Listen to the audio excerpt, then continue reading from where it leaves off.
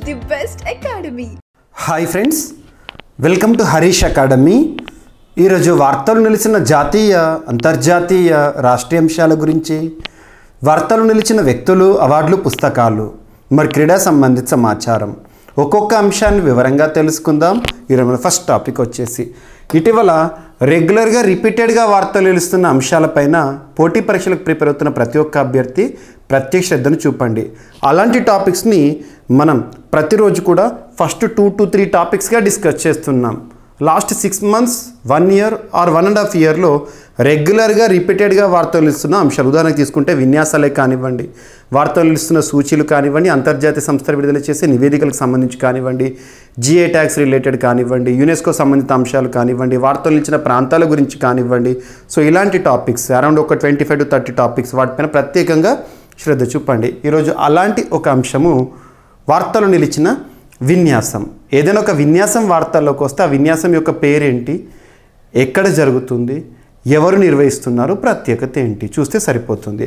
So ఇక్కడ వార్తలు నిలిచిన ఒక విన్యాసము Indo Sino border, Bharat China సరిహద్దులో ఈస్టర్న్ లడక్ ఆ సెక్టర్, ఆ ప్రాంతంలో రీసెంట్గా ఇండియన్ ఆర్మీ వారు, భారత సైనిక దళం వారు నిర్వహించిన విన్యాసం.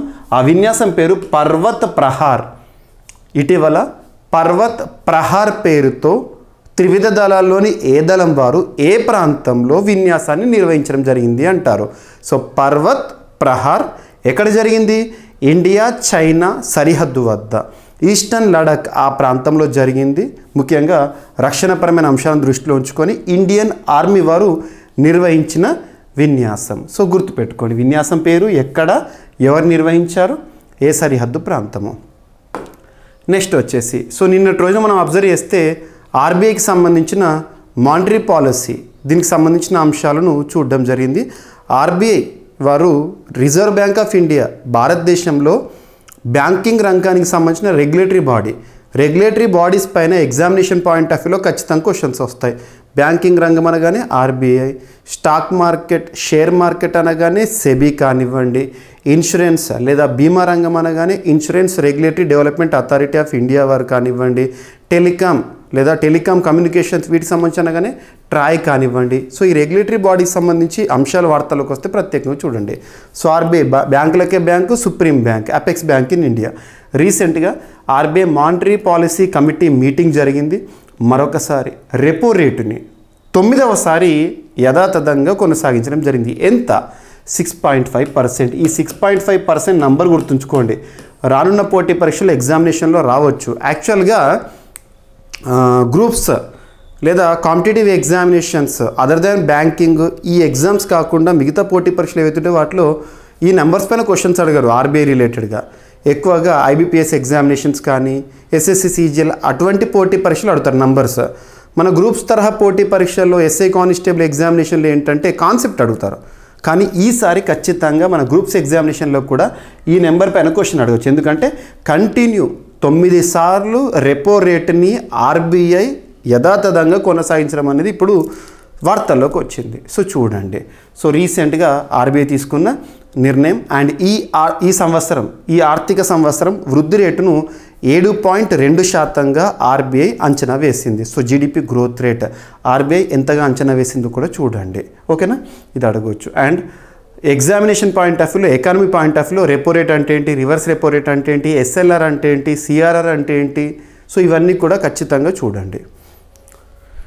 నెక్స్ట్ వచ్చేసేసి రీసెంట్గా ఇండియాస్ గ్రోత్ రేట్స్ ఎస్టిమేట్స్, ఇందాక మీకు చెప్పిన కదా ఆర్బీఐ ప్రస్తుత ఆర్థిక సంవత్సరం 2024-25 ఆర్థిక సంవత్సరం 2024 ఏప్రిల్ 1 నుండి 2025 మార్చ్ 31 వరకు 7.2% ఇండియాస్ గ్రోత్ రేటుగా ప్రెడిక్ట్ చేస్తుంది.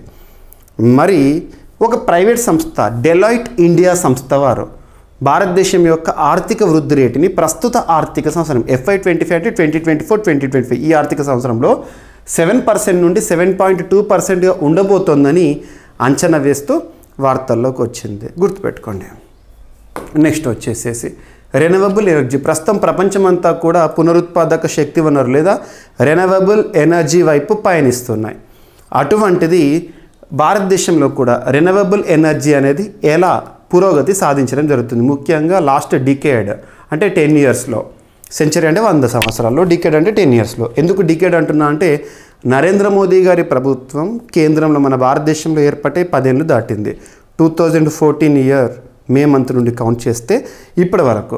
సో 2014 to 24 వరకు ఇక్కడ అబ్జర్వ్ చేస్తే ఇండియాస్ రెన్యూవబుల్ ఎనర్జీ కెపాసిటీ అనేది 76.38 గిగావాట్స్ నుండి అప్పుడు 2014లో 76.38 గిగావాట్స్ ఉండే. ఇప్పుడు 203.1 గిగావాట్స్గా రెన్యూవబుల్ ఎనర్జీని మనం చూడడం జరుగుతుంది. Growth rate union minister Prahlad Joshi గారు రీసెంట్గా అఫీషియల్ చెప్పిన గణాంకాలు.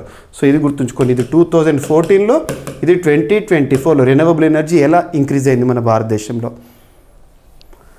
నెక్స్ట్ వచ్చేసి మునిగిన ఓడలో 19వ శతాబ్దపు మద్యాన్ని రీసెంట్గా కనుగొనడం జరిగింది స్వీడన్కి సంబంధించి.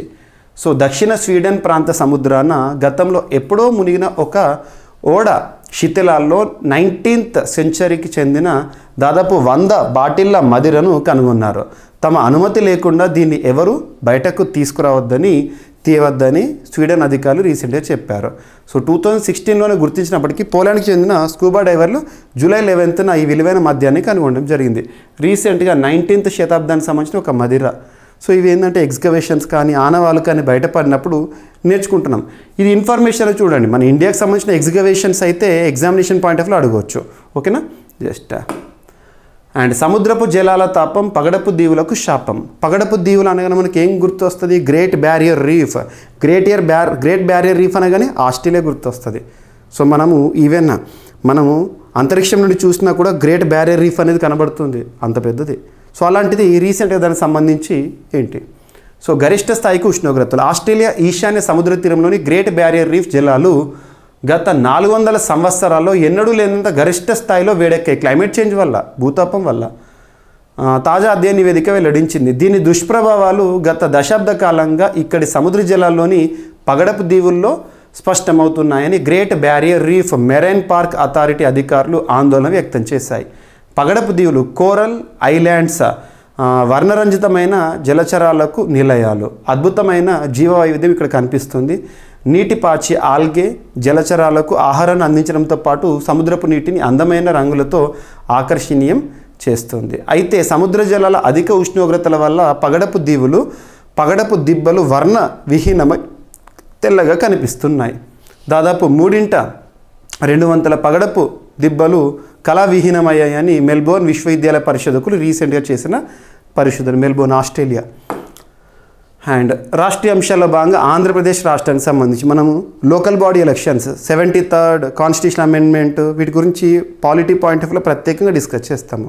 సో ఇక్కడ అబ్జర్వ్ చేస్తే మన ఆంధ్రప్రదేశ్ రాష్ట్రానికి సంబంధించి 2 పిల్లలు అనే నిబంధన ఉంది. సో 2 కంటే ఎక్కువ మంది పిల్లలు ఉంటే వారు లోకల్ బాడీ ఎలక్షన్స్లో పోటీ చేయకూడదు, ఆ నిబంధన.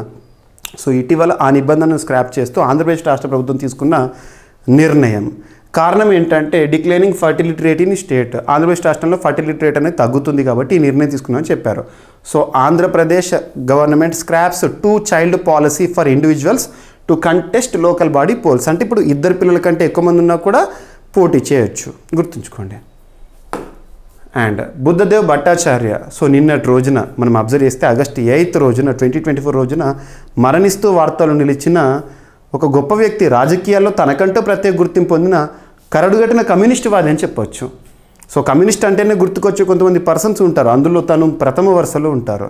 సో వెస్ట్ బెంగాల్ రాష్ట్ర మాజీ ముఖ్యమంత్రి రీసెంట్గా అనారోగ్య సమస్యల కారణంగా మరణిస్తూ వార్తల్లోకి రావడం జరిగింది, గుర్తుంచుకోండి. అండ్ సో ఇక్కడ అబ్జర్వ్ చేస్తే మనకు రీసెంట్గా వినేష్ ఫోగాట్ గారు ఒలింపిక్ డిస్క్వాలిఫికేషన్ అని చెప్పేసి మనం రీసెంట్గా అబ్జర్వ్ చేస్తున్నాం. ఇక్కడ అబ్జర్వ్ చేస్తే రీసెంట్గా తనకు సంబంధించిన నిబంధన 50 kg విభాగంలో 100 grams ఎక్కువగా తనున్నారని చెప్పేసి డిస్క్వాలిఫై చేశారు ఒలింపిక్ అసోసియేషన్ వారు, ఇంటర్నేషనల్ ఒలింపిక్ కమిటీ వారు. సో తర్వాత పర్యవసానం నిన్నటి రోజు మనం అబ్జర్వ్ చేస్తే అఫీషియల్గా తను ఏం చేశారంటే వినేష్ ఫోగాట్ గారు మన భారతదేశానికి స్వర్ణం తీసుకువచ్చడానికి అన్ని విధాల అర్హురాలైన తను. సో రీసెంట్ డిస్క్వాలిఫికేషన్ అనేది అఖండ భారతవానికి కూడా మనం బాధపడే పరిస్థితి. అటువంటి పరిస్థితుల్లో తను తన క్రీడకి వీడ్కోలు పలుకుతూ వార్తల్లో రావడం జరిగింది, గుర్తుంచుకోండి. అండ్ భారత రెజ్లర్ అంతిమ్ పంగాల్పై 3 ఏళ్ల నిషేధాన్ని విధించింది భారత ఒలింపిక్ అసోసియేషన్ క్రమశిక్షణ రాహిత్యం వల్ల. మనకు తెలుసు ప్యారిస్ ఒలింపిక్స్ విశ్వ క్రీడలు 2024 ప్యారిస్లో జరుగుతున్నాయి. సో అక్కడ ఒలింపిక్ విలేజ్ క్రీడా గ్రామం అని చెప్పేసి వేలాది మంది క్రీడాకారులు అక్కడ ఉంటారు. ఆ క్రీడా గ్రామంలో తన సోదరికి తన అక్రిడిటేషన్ లేదా తన గుర్తింపు ఇచ్చేసి అనుమతినివ్వడం జరిగింది. సో అక్కడ సిబ్బంది జరిగిన పర్యవసానం ఏంటంటే క్రమశిక్షణ రాహిత్యం వల్ల 3 సంవత్సరాల పాటు తనను నిషేధించింది భారత ఒలింపిక్ అసోసియేషన్. తన పేరేంటి? అంతిమ్ పంగాల్. పేరు గుర్తుంచుకోండి. సో ఇవి ఫ్రెండ్స్ ఒకసారి ర్యాపిడ్గా చూస్తే పర్వత ప్రహార్ అనే ఒక విన్యాసం ఇండియన్ ఆర్మీ వారు కండక్ట్ చేసిన విన్యాసము. ఆర్బీఐ రెపో రేట్ అనేది యథాతథంగా కొనసాగింపు 6.5%. డెలాయిట్ ఇండియా భారతదేశం యొక్క వృద్ధి రేటును 7% నుండి 7.2% ఈ ఆర్థిక సంవత్సరానికి అంచనా వేసింది. భారతదేశం యొక్క రెన్యూవబుల్ ఎనర్జీ కెపాసిటీ అనేది 2014లో 76.38 గిగావాట్స్ ఉంటే ఇప్పుడు 2024లో 203.1 గిగావాట్స్ చేరింది. అండ్ మునిగిన ఓడలో 19వ శతాబ్దపు మద్యం లేదా మదిర స్వీడన్ సంబంధించి సముద్రపు జలాల తాపం పగడపు దీవులు శాపం అని చెప్పేసి రీసెంట్గా ఆస్ట్రేలియాకి సంబంధించి మెల్బోర్న్ యూనివర్సిటీ పరిశోధకులు చేసిన పరిశోధన. అండ్ ఆంధ్రప్రదేశ్ రాష్ట్ర ప్రభుత్వము తొలగించిన నిబంధన 2 child policy to contest in local body elections. And Buddhadev Bhattacharya గారు మరణిస్తూ వార్తల్లోకి వచ్చారు. వెస్ట్ బెంగాల్ రాష్ట్ర మాజీ ముఖ్యమంత్రి కమ్యూనిస్ట్. అండ్ రీసెంట్గా తన క్రీడకి వీడ్కోలు పలుకుతూ వార్తల్లోకి వచ్చిన వినేష్ ఫోగాట్. అండ్ భారత రెజ్లర్ అంతిమ్ పంగాల్ పైన 3 ఏళ్ల నిషేధాన్ని విధిస్తూ భారత ఒలింపిక్ అసోసియేషన్ తీసుకున్న నిర్ణయం. సో ఇవి ఫ్రెండ్స్ ఈరోజు వార్తలు నిలిచిన అంశాలు. మిస్లేనియస్ అంశాలు ఏమైనా మిగిలిపోతే రేపటి క్లాస్లో జోడించి మరొకసారి నేర్చుకుందాం. రేపు కలుద్దాం. Thank you.